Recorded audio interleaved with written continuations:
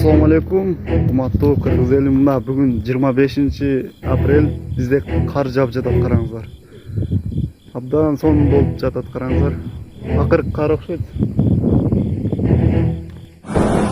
Мына могу жерден кур жылга бир тетиги чоң коктудан түштү. Ошол чоң коктудан түшкөн ал жер эме элдин үлүшкө тийген жери болчу. Ошол жактан келип атат. Бул жерде эч кандай былтыркы же болбосо мурунку жасалган селезаштын каналдардан түшкөн жок.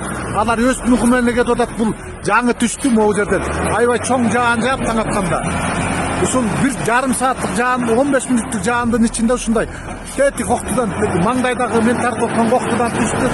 Биз болсо мына бир могу жерде училищанын алдында, секционаттын алдында бир жарандын үйү бар экен, ошонун үйүн каптап атты. Биз ошол жерде тосуп атабыз. Мына айыл өкмөттүн погрузчиги менен мондай тосуп үйүп атабыз.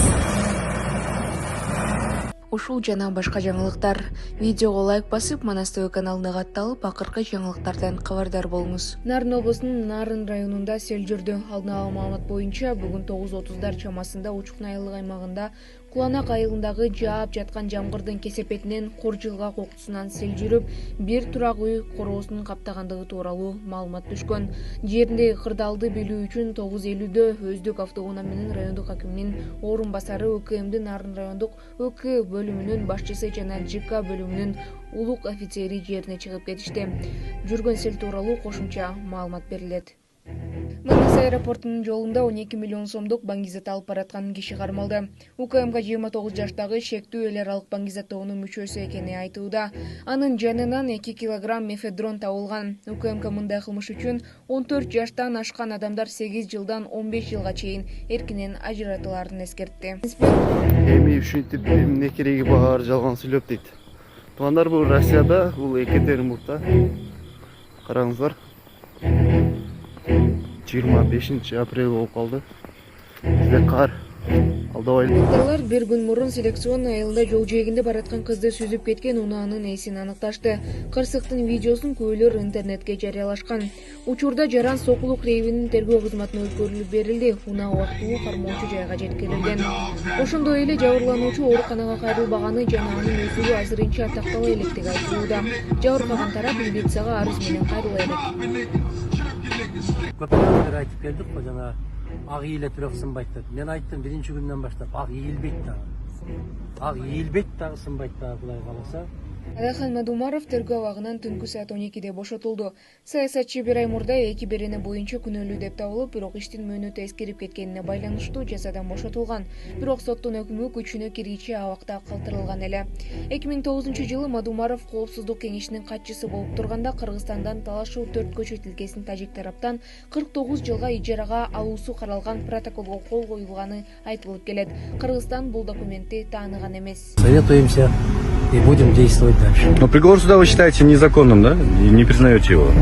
А вы считаете законным? Нет, ну это же вопрос. Вы же не обжаловали же приговор суда? Я сейчас вышел. Все еще впереди. Суроолорду көрдүңөр, амандаштыңар, туугандар. В соответствии с законодательством. В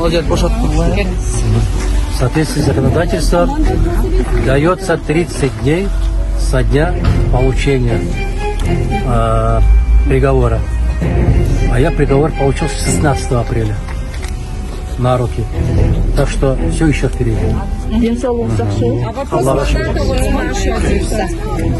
Кыргызстанда бардык нерсе боло берет.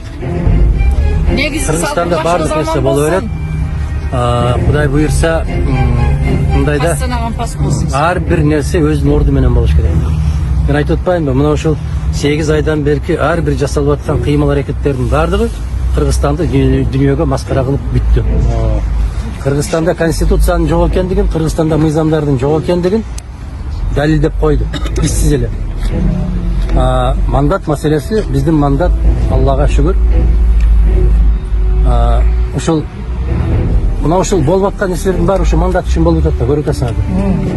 Ошол үчүн гана болуп атат. Башка маселеси жок. Биз күрөшүп келгенбиз. Биз соңку демибиз чыкканча күрөшө беребиз. Аллах сиз менен болсун.